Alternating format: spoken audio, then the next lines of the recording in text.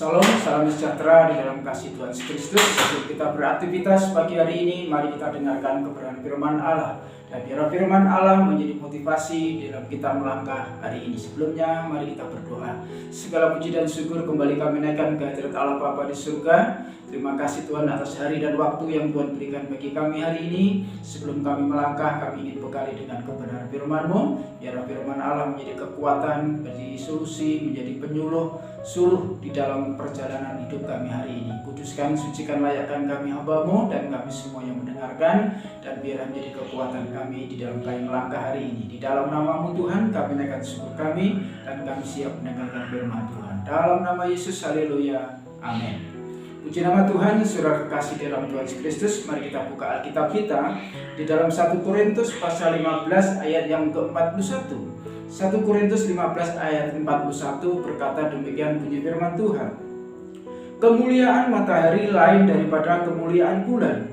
Kemuliaan bulan lain daripada kemuliaan bintang-bintang, dan kemuliaan bintang yang satu beda dengan kemuliaan bintang yang lain. Kebenaran firman Allah pagi hari ini kami berjudul Hidup itu Sawang Sinawang. Saudara kasih di dalam Tuhan, firman Allah pada pagi hari ini mengatakan bahwa kemuliaan benda satu dengan benda yang lain itu mempunyai kemuliaan yang berbeda-beda. Oleh karena itu, kebenaran firman Allah pada pagi hari ini mengajar saya dan saudara supaya kita memandang segala keadaan, memandang orang lain, memandang apa yang terjadi bagi orang lain, tidak membandingkan dengan segala apa yang kita hadapi pada saat-saat ini. Sawang sinawang itu berasal dari bahasa Jawa yang artinya kurang lebih yaitu saling pandang, saling memandang. Saudara kasih dalam Tuhan, sebagai contoh, apa yang kita lihat indah pada orang lain belum tentu seindah apa yang sebenarnya terjadi. Contoh kedua, kita memandang orang lain itu sukses, kita memandang orang lain itu makmur. Saudara, belum tentu kita yang sesungguhnya terjadi kepada orang yang kita anggap sukses, yang kita anggap mampu tadi. Sebagai gambaran saudara kekasih di dalam Tuhan Yesus Kristus, ada seorang ibu mendatangi seorang filsuf atau seorang yang bijaksana. Dia mengatakan bahwa hidupnya penuh dengan kesusahan, hidupnya penuh dengan persoalan dan permasalahan. Dia datang kepada filsuf ini mengatakan bahwa hidupnya ini mengalami banyak pencobaan. Tidak seperti saudara-saudaranya, tidak seperti teman-temannya, tidak seperti tetangganya yang dia beranggapan hidupnya selalu baik, hidupnya selalu makmur, hidupnya selalu bahagia. Dia mendatangi si filsuf ini ingin minta pertolongan. Apalagi terakhir kali dia mengalami anaknya mati. Anak lagi satu-satunya setelah mati. Dia mengatakan dia berharap kepada filsuf ini untuk memanjatkan doa-doa permohonan kepada Tuhannya supaya anaknya disembuhkan, supaya anaknya dapat hidup kembali. Ibu ini menceritakan segala keadaan, persoalan, pergumulan hidupnya kepada filsuf ini. Dan filsuf ini mengangguk-anggukkan kepala, bertanda dia mengerti, memahami apa yang sedang terjadi, yang dialami seorang ibu ini. Akhirnya seorang filsuf ini memberikan suatu syarat untuk bisa menghidupkan anaknya kembali, supaya hidupnya bahagia, supaya hidupnya tidak mengalami suatu persoalan lagi. Filsuf ini memberikan suatu syarat supaya ibu ini pergi ke rumah-rumah tetangganya, rumah-rumah di kampungnya, untuk membawakan suatu biji sesawi, membawakan satu biji sesawi di hadapan atau di rumah orang-orang yang tidak pernah mengalami kesusahan, kepada rumah-rumah yang tidak mengalami suatu pencobaan, tidak mengalami suatu kesusahan. Akhirnya saudara kasih dalam Tuhan, filsuf mengatakan kalau ibu ini sanggup bisa membawakan biji sesawi daripada orang yang tidak pernah mengalami kesusahan di dalam rumah tangga, maka saudara sekalian, ibu ini, anaknya ini akan kembali hidup. Akhirnya ibu ini menyetujui persyaratan itu. Hari berhari-hari, berjam-jam, ibu ini mencari, saudara-saudara, mencari biji sesawi di dalam rumah-rumah yang tidak pernah mengalami kesusahan, tidak mengalami yang namanya persoalan. Akhirnya ibu ini tidak menemukan, saudara kasih, dalam Tuhan. Dan akhirnya, saudara kasihan, ibu ini datang kembali kepada filsuf ini. Dia mengatakan bahwa persyaratan yang dilakukan, persyaratan yang dibuat oleh filsuf ini, dia tidak sanggup menepati.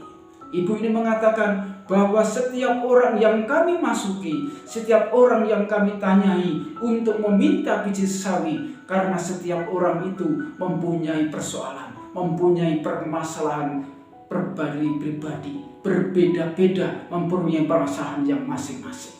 Akhirnya ibu ini menyadari bahwa setiap orang, setiap keluarga, setiap hidup orang lain itu berbeda-beda.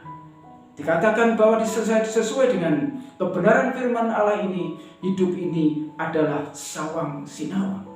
Saudara kasih di dalam Tuhan Yesus Kristus, terkadang kita beranggapan bahwa kita sendiri yang mengalami yang namanya persoalan. Kita beranggapan kita sendiri yang mengalami suatu problem. Melihat orang lain sangat makmur, kita melihat orang lain sangat senang, kita seringkali melihat orang lain bahagia. Tidak seperti diri kita. Semua serba tersukupi orang-orang lain itu, sehingga timbul rasa iri. Padahal saudara kasih dalam Tuhan, kita tidak tahu apa yang sebenarnya terjadi kepada orang-orang yang kita anggap sukses tadi, yang kita anggap perjalanan hidupnya indah tadi, yang kita menganggap orang lain itu bahagia tadi. Kita tidak tahu apa yang sebenarnya terjadi. Yang kita harus pahami, saudara kasih di dalam Tuhan Kristus, bahwa di dalam setiap kehidupan keluarga itu mempunyai kesusahan, mempunyai kesedihan, mempunyai persoalan kita masing-masing. Tidak ada, saudara sekalian kasih Tuhan, rumah tangga yang sempurna.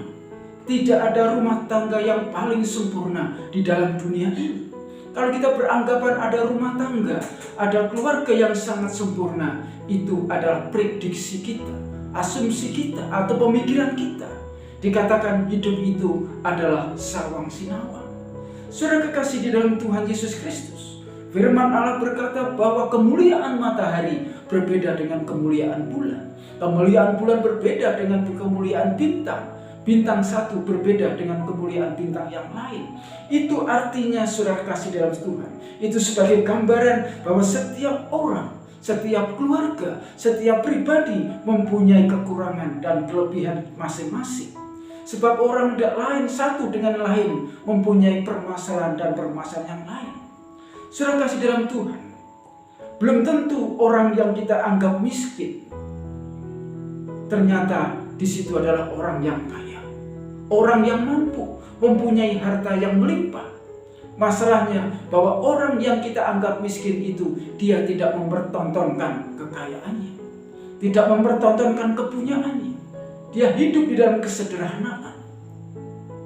Kalau kita seringkali kita menganggap orang lain lemah, ternyata dia lebih kuat daripada kita. Karena apa? Karena dia tidak mempertontonkan kekuatannya. Dia berada hidup di dalam kesederhanaan. Karena itu hidup kita adalah sawang sinawang. Kita menganggap orang lain hidupnya kaya. Kita seringkali menganggap orang kaya, hidupnya segala ada. Apa yang dipunyai ada semua. Kita beranggapan bahwa orang itu, keluarga itu tidak pernah kekurangan. Tetapi tahukah Anda, sudah sekalian kasih Tuhan, terkadang kita tidak tahu di dalam keluarga itu yang kita anggap kaya, yang kita anggap segala ada, segala punya, tetapi di dalam keluarga, di dalam rumah tangganya tidak ada keharmonisan. Pertengkaran demi pertengkaran selalu ada di dalam keluarganya. Itu dikatakan hidup itu adalah sawang sinawang. Saudara kekasih di dalam Tuhan Yesus Kristus, oleh karena itu saudara kekasih, sesuai dengan kebenaran firman Allah yang sudah kita baca pada kesempatan pagi hari ini, bahwa kemuliaan benda satu dengan benda yang lain mempunyai kemuliaan masing-masing, mempunyai kelebihan masing-masing, mempunyai kekurangan masing-masing. Demikian juga kita sebagai insan, sebagai manusia, Kita juga mempunyai kekurangan masing-masing. Kita mempunyai kelebihan masing-masing. Kita tidak bisa menyamakan hidup kita, pribadi kita, keluarga kita dengan hidup keluarga orang lain. Oleh karena itu, sebagai firman Tuhan pada kesempatan pagi hari ini mengajarkan kita harus belajar. Yang pertama, kita harus belajar bersyukur. Di dalam 1 Tesalonika pasal 5 ayat yang ke-12 mengatakan, mengucap syukurlah dalam segala hal. Supaya dalam setiap kehidupan kita, jikalau kita mengucap syukur dalam segala hal, maka kita tidak akan timbul rasa iri hati dalam hidup kita.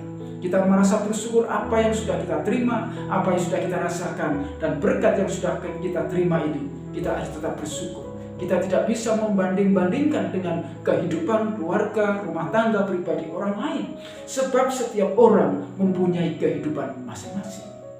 Di dalam kebenaran firman Allah yang pertama, kita belajar untuk bersyukur. Yang kedua, di dalam kebenaran firman Allah ini mengajar kita untuk kita belajar jangan menganggap rendah orang lain. Jangan menganggap rendah orang lain. Di dalam 1 Korintus 1 ayat yang ke-27, 1 Korintus 1 ayat yang ke-27 mengatakan, tetapi apa yang bodoh bagi dunia dipilih oleh Allah untuk memalukan orang-orang yang berhikmat, dan apa yang lemah bagi dunia dipilih Allah untuk memalukan apa yang kuat. Artinya, saudara sekalian, kita diajar supaya kita tidak menganggap rendah orang lain.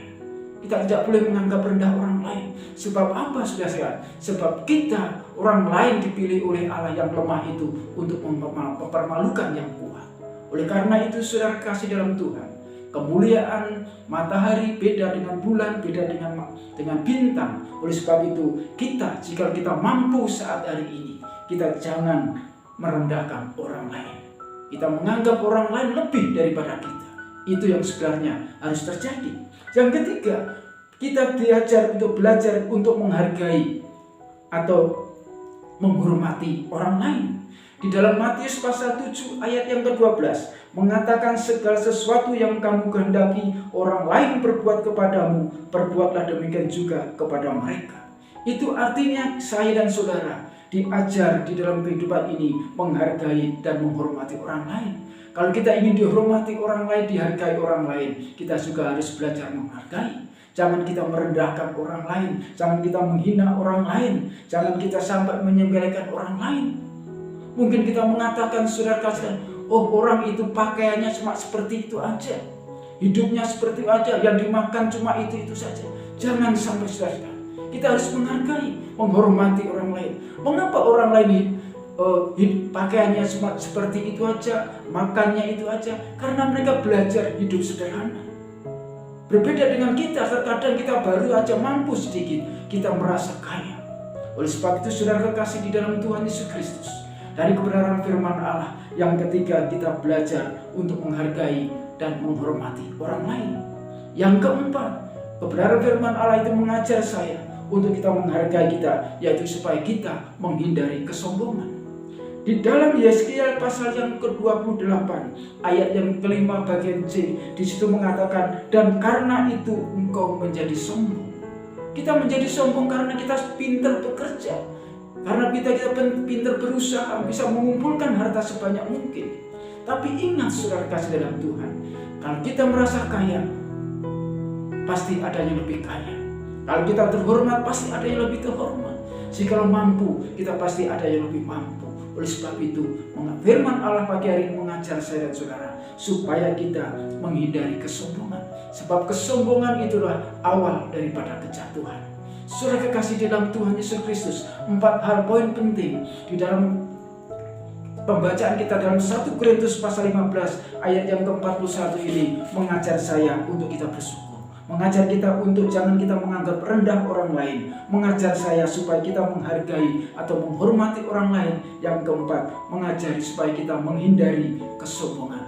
Oleh sebab itu, saudara kasih dalam Tuhan, biarlah perjalanan kita hari ini kita serahkan di dalam setiap kekuatan kita, setiap perjalanan hidup kita. Biarlah Tuhan menuntun kehidupan kita, mengubah hati kita. Tuhan mengubah hati kita. Roh Kudus memimpin setiap perjalanan kita. Ingat saudara sekalian, kemuliaan matahari beda dengan kemuliaan bulan. Kemuliaan bulan berbeda dengan bintang. Bintang satu berbeda dengan bintang yang lain. Itu artinya kita harus belajar bersyukur. Jangan kita banding-bandingkan dengan hidupan kita dengan orang-orang lain. Puji nama Tuhan, Tuhan Yesus memberkati. Mari kita berdoa. Terima kasih Bapa atas kebenaran firman-Mu pagi hari ini. Biarlah dapat menuntun perjalanan kami hari ini. Ampuni salah dan dosa kami, ampuni setiap kekurangan dan kelemahan kami. Di dalam nama Tuhan Yesus Kristus kami naikkan syukur kami. Haleluya, amin. Selamat beraktivitas, Tuhan Yesus memberkati.